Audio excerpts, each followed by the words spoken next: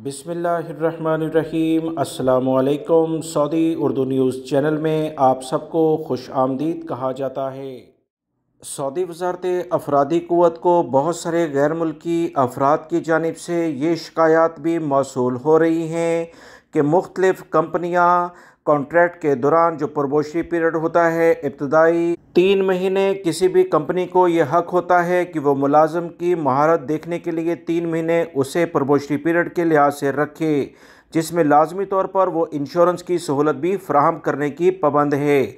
बहुत सारी कंपनियां मुख्तलिफ मुलाजमीन को प्रोबेशनरी पीरियड के लिहाज से 3 महीने से ज़्यादा रखने की कोशिश करती हैं, जो सऊदी लेबर लॉ की खुली खिलाफ वर्जी है। सऊदी वज़ारत अफरादी क़ुव्वत ने तमाम गैर मुल्की अफराद और कंपनियों को वाज़िया हदायत दी है कि किसी भी लेवल पर सऊदी लेबर लॉ की खिलाफ वर्जी कोई भी ना करे। कोई भी कंपनी अगर किसी भी मुलाजिम को 3 महीने से ज़्यादा प्रोबेशनरी पीरियड पर रखेगी तो इसके ख़िलाफ़ कार्रवाई की जाएगी। गैर मुल्की भाई भी अपने हक़ूक़ को अच्छे तरीके से जानें। किसी कंपनी के पास ये हक़ ही नहीं है कि वो किसी भी गैर मुल्की वर्कर को 3 महीने से ज़्यादा प्रोबेशनरी पीरियड पर रखे।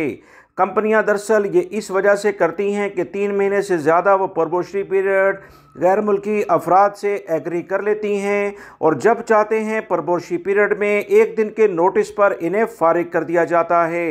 सऊदी लेबर लॉ के कवानीन के मुताबिक ये बिल्कुल खिलाफ वर्जी है।